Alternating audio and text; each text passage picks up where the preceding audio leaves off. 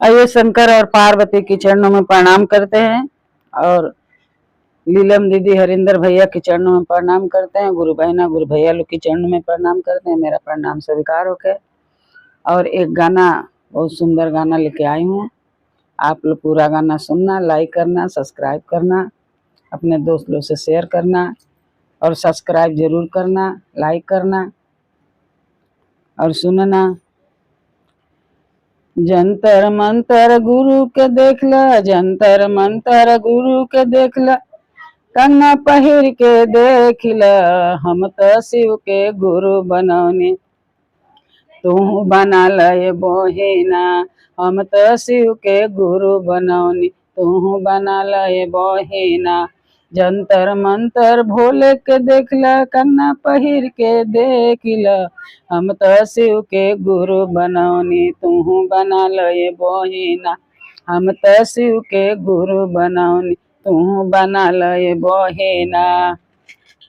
अपने ससुर जी के नाम लिखवा दा, अपने ससुर जी के नाम लिखवा, घोषणा करा के देखला, अरे घोषणा करा के देखला, हम तो शिव के गुरु बनौनी, तू बना लय बहिना।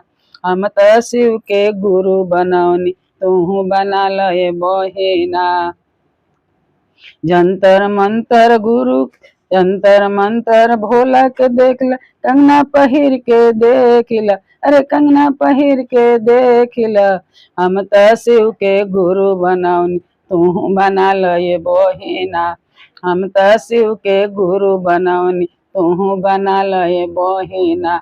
अपने जेठ के नाम लिखा द, अपने जेठ के नाम लिखा द, घोषणा करा के देखला, हम तो शिव के गुरु बनौनी, तू बना लय बहिना। हम तो शिव के गुरु बनौनी, तू बना लय बहिना। अपने देवर के नाम लिखवा द, घोषणा करा के देखला, अरे घोषणा करा के देखला, हम तो शिव के गुरु बनौनी, तू बना लय बहिना। हम तो शिव के गुरु बनौनी, तू बना लय बहिना। जंतर मंतर भोले के देखला, कंगना पहिर के देखला, अरे कंगना पहिर के देखला, हम तो शिव के गुरु बनौनी, तू बना लय बहिना। हम तो शिव के गुरु बनौनी, तू बना लय बहिना। अपने देवर के नाम लिखवा द, घोषणा करा के देखला, अपने देवर के नाम लिखवा द, घोषणा करा के देखला, हम तो शिव के गुरु बनौनी, तू बना लय बहिना। हम तो शिव के गुरु बनौनी, तू बना लय बहिना।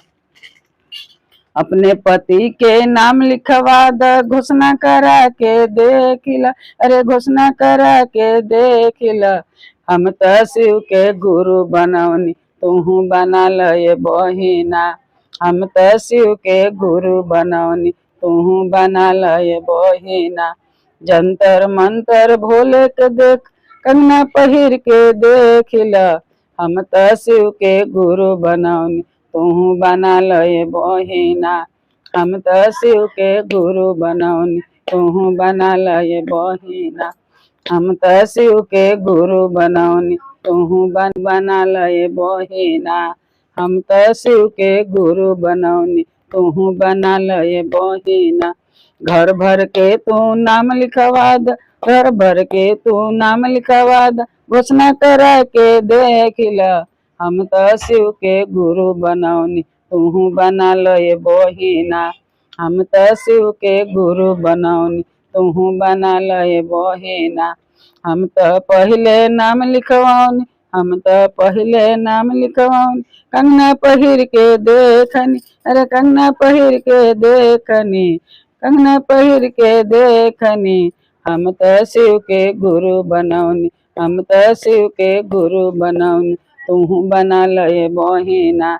हम तो शिव के गुरु बनौनी, तू बना लय बहिना।